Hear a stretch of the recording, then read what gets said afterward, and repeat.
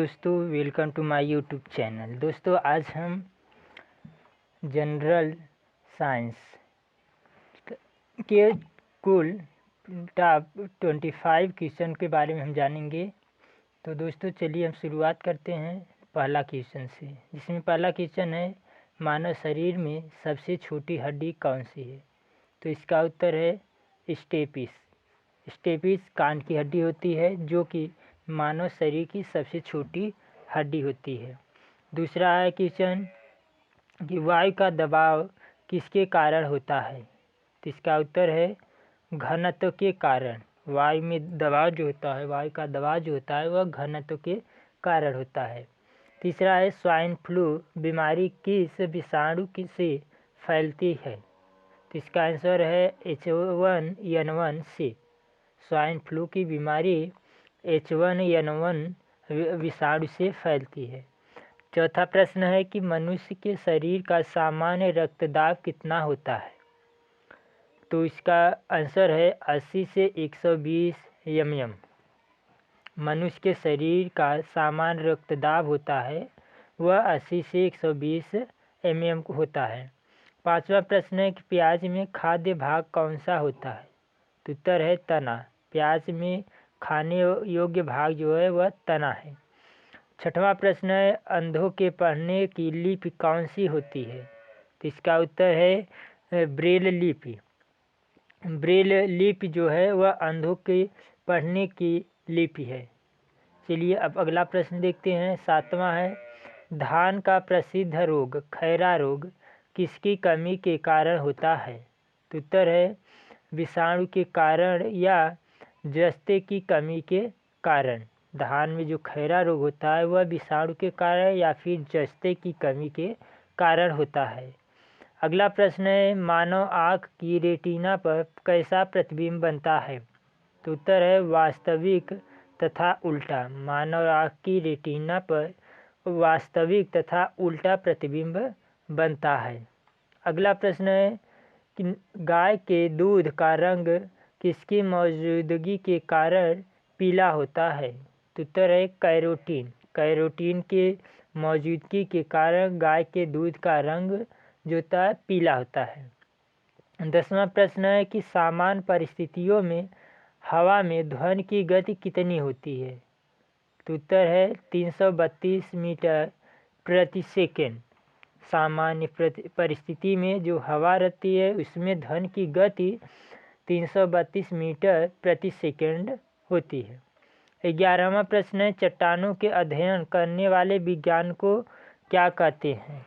तो उत्तर है शैलिकी petrology. Petrology के अंतर्गत हम चट्टानों के अध्ययन करते हैं। 12वां प्रश्न है कि एक्जिमा किस रोग जो है रेग्जिमा रोग शरीर के किस अंग को प्रभावित करता है।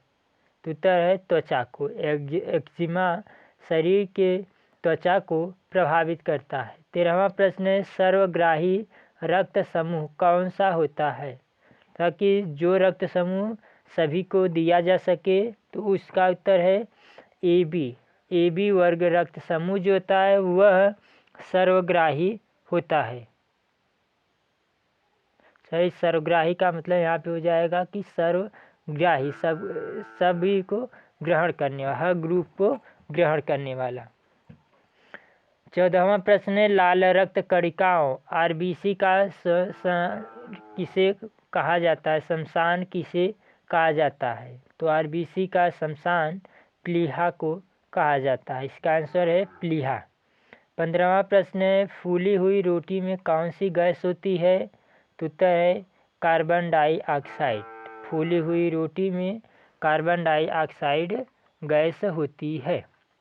16वां प्रश्न है अमीबा में कुल कितने सेल यानी कि कोशिका होते हैं।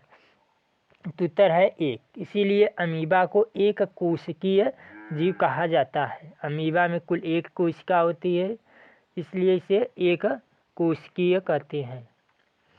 17वां प्रश्न है सूर्य की किरणों की तीव्रता मापने वाले उपकरण को क्या कहते हैं। उत्तर है एक्टिमोमीटर। सूर्य की किरण की जो तीव्रता होती है वह एक्टिमोमीटर के द्वारा मापा जाता है। 18वां प्रश्न है कि प्राकृतिक वर्ण नेचुरल सिलेक्शन का सिद्धांत किसने दिया? तो उत्तर है चार्ल्स डार्विन ने। चार्ल्स डार्विन ने प्राकृतिक वर्ण का सिद्धांत दिया। और 19वां प्रश्न है हेमेटाइट और मैग्नेटाइट किसके अयस्क हैं? तो उत्तर है लोहे के। हेमेटाइट और मैग्नेटाइट लोहे के अयस्क हैं। 20वां प्रश्न है वायुमंडलीय दाब किस यंत्र से मापा जाता है? तो उत्तर है बैरोमीटर से। वायुमंडलीय दाब बैरोमीटर से मापा जाता है। 21वां प्रश्न है कि सूर्योदय और सूर्यास्त के समय आसमान में लाल रंग किसके कारण होता है? तो उत्तर है प्रकीर्णन के कारण। सूर्योदय और सूर्यास्त के समय आसमान में लाल रंग प्रकीर्णन के कारण होता है। अगला 22वां प्रश्न है नींबू और संतरे में कौन सा विटामिन पाया जाता है? तो उत्तर है विटामिन सी।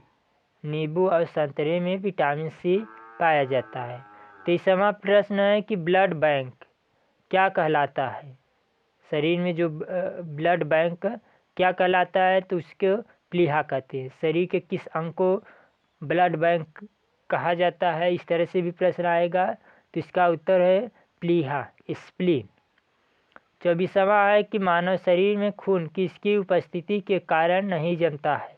उत्तर है हिपेरिन की उपस्थिति के कारण मानव शरीर में खून उसकी उपस्थिति के कारण नहीं जमता है। अगला 25वां प्रश्न है श्रव्य परिसर में ध्वनि तरंगों की आवृत्ति कितनी होती है? तो इसका उत्तर है 20 हर्ट्ज से 20,000 हर्ट्ज तक। 20 हर्ट्ज से 20,000 हर्ट्ज तक होती है। दोस्तों, अगर वीडियो पसंद आए तो वीडियो को लाइक करें और चैनल पे नए हैं तो चैनल को सब्सक्राइब करें और वीडियो को ज़्यादा से ज़्यादा शेयर करें। धन्यवाद दोस्तों।